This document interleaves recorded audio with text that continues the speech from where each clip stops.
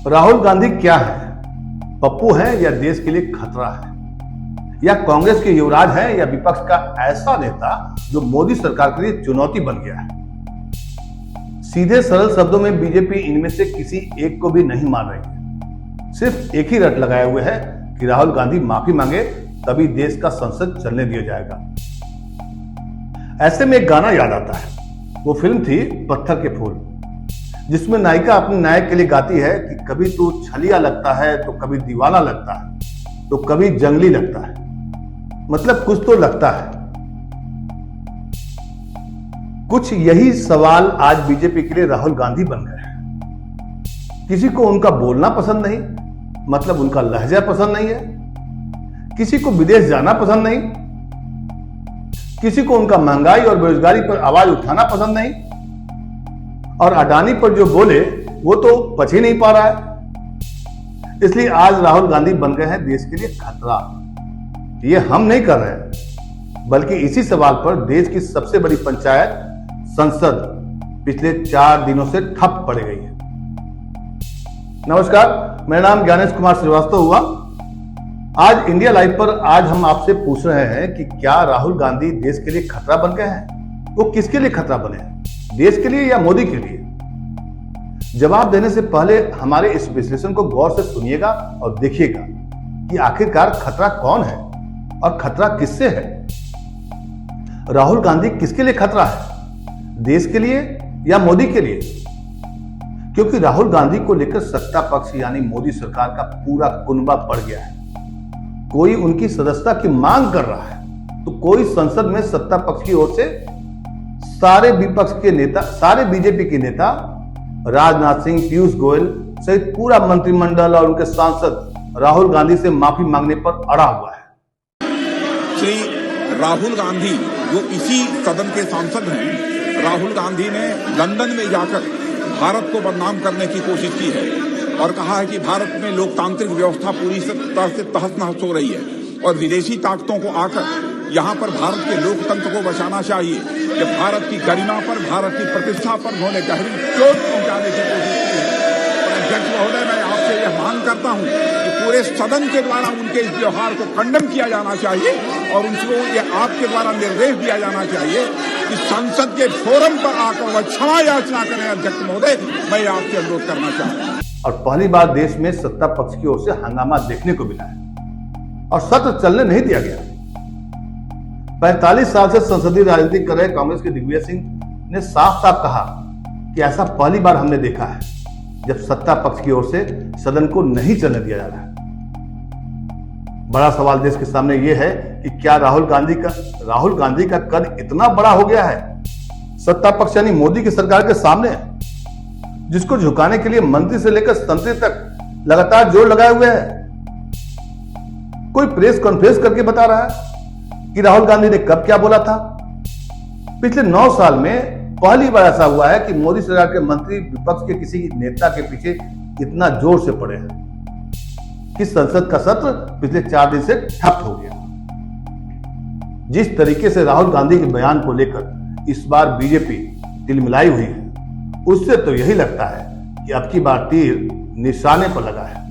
मतलब राहुल गांधी सचमुच खतरा बन गए हैं बीजेपी के लिए, जो तमाम दबावों के बावजूद अभी तक मोदी सरकार की नीतियों के खिलाफ आवाज बुलंद कर रहे हैं। हम सब जानते हैं कि आरोपों और प्रत्यारोपों की राजनीति लोकतंत्र में आम बात है, ये कोई नई बात नहीं है। राहुल गांधी भारत जोड़ो यात्रा के बाद से जिस तरीके से मुखर होकर महंगाई, बेरोजगारी से लेकर किसानों के मुद्दे उठा रहे हैं और इस बार मोदी सरकार की कमजोर नस को भी दबा दिया है, उससे तो मोदी सरकार पूरी तरह बौखला गई है।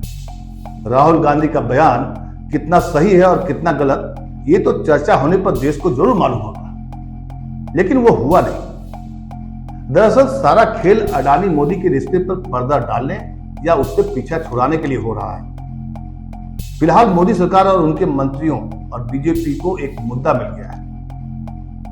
संसद का पिछला सत्र भी आपको याद होगा राहुल गांधी के नाम रहा, जब राहुल ने अडानी और मोदी के फोटो को लहराते हुए सीधा आरोप लगाया था कि मोदी जी जब भी विदेश जाते हैं तो अडानी को फायदा दिलवाते हैं। क्या देश की विदेश नीति अडानी के लिए बनाई जा रही है? ये राहुल गांधी का सीधा सवाल था।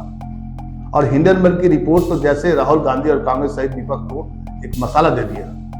उसका असर भी हुआ, इतना असर हुआ कि राहुल गांधी के भाषणों में से करीब 18 आरोपों को सदन के रिकॉर्ड से निकालना पड़ा।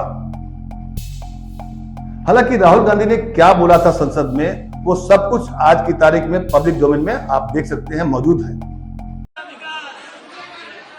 मेरा प्रधानमंत्री जी से 2-3 सवाल हैं।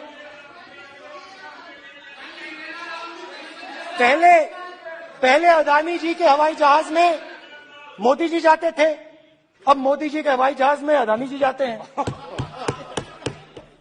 पहले लोकल मामला था, फिर नेशनल मामला हो गया, उसके बाद इंटरनेशनल मामला हो गया। तो ये मामला पहले गुजरात का मामला था, फिर ये हिंदुस्तान का मामला हुआ, अब ये इंटरनेशनल मामला हो गया है। तो मेरा सवाल प्रधानमंत्री जी से, और सिंपल सवाल है, प्रधानमंत्री जी आपकी फॉरेन ट्रिप्स पे अदानी जी और आप कितनी बार एक साथ गए? Adani ji, how many times did you travel together with Adani ji? How many times did Adani ji join you later on a visit? How many times did Adani ji travel to a country immediately after you did? And in how many of these countries after you visited did Adani ji get a contract? Also an important question, जरूरी सवाल, अदानी जी ने BJP को पिछले 20 साल में कितने पैसे दिए हैं?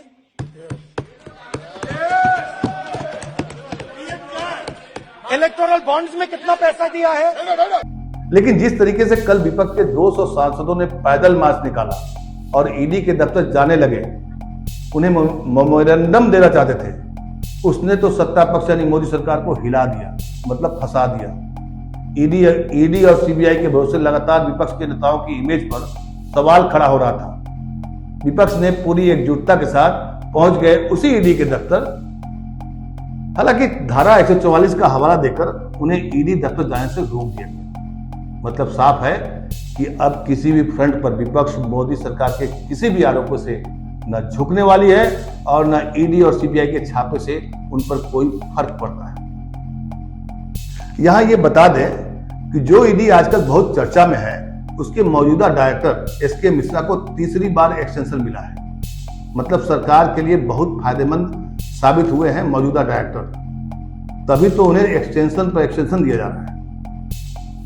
मोदी सरकार राहुल गांधी से वाकई खतरा है, इसमें कोई दो राय नहीं, क्योंकि लगातार राहुल गांधी हर मंचों पर मोदी सरकार की तमाम नीतियों पर जमकर हल्ला बोलते हैं। भारत जोड़ो की यात्रा के बाद तो उनके तेवर और भी तल्ख हो गया है। जाहिर सी बात है, विपक्ष को हल्के में लेने वाली मोदी सरकार इस बार राहुल गांधी के वार और भाषणों से तिलमिला गई है, क्योंकि 2024 का चुनाव नजदीक आ चला है। मोदी सरकार और बीजेपी कोई रिस्क नहीं लेना चाहती है, इसलिए इस बार राहुल गांधी मुख्य निशाना है। मतलब खतरा तो है राहुल गांधी से। अब इसी खतरे को देश से जोड़ा जा रहा है। पहले भी राहुल गांधी के चरित्र से लेकर उनके हर भाषण का मजाक उड़ाया जा रहा था, लेकिन इस बार मामला थोड़ा सा उल्टा है। बीजेपी के सांसद उनकी सदस्यता रद्द कराने से लेकर उनसे माफी मंगवाना चाहते हैं। कुछ भी हो, राहुल गांधी 2024 के चुनाव तक न खड़ा रहता है। राहुल गांधी खतरा तो बन गए हैं देश के लिए नहीं, बल्कि बीजेपी के लिए, क्योंकि देश तो सबका है। राहुल गांधी उस परिवार से आते हैं जिनके घर में 2-2 शहादत हुई इसी देश के नाम, इसी देश के लिए। उनके पिता राजीव गांधी की निर्मम हत्या और इंदिरा गांधी का बलिदान भले ही बीजेपी के कुछ नेता भूल गए हों, लेकिन देश कभी नहीं भूल सकता है। हाँ, आरोप लगाना राजनीतिक दलों की मजबूरी है, और इस तरह के आरोप पहले भी लगते रहे हैं, कोई नई बात नहीं है ये। राहुल गांधी विपक्ष एकता की धुरी भी बने हुए हैं।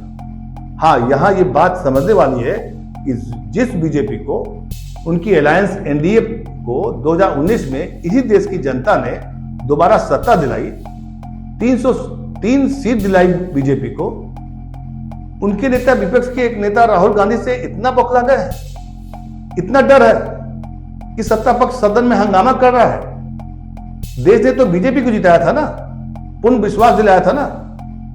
तो आखिरकार क्यों बीजेपी और मोदी सरकार के मंत्री इतना बौखला गए हैं जो सिर्फ और सिर्फ राहुल गांधी के पीछे पड़ गए हैं? क्यों? इसका तो अर्थ यही निकलता है कि दाल में कुछ काला है।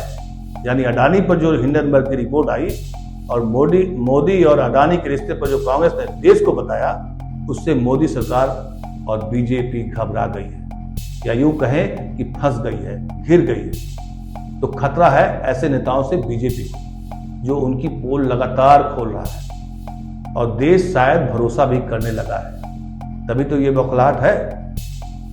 पहले तो आप उन्हें पप्पू कहकर मजाक उड़ाया करते थे, आज ऐसा क्या बात हो गई जो ये देश के लिए खतरा बन चुके हैं?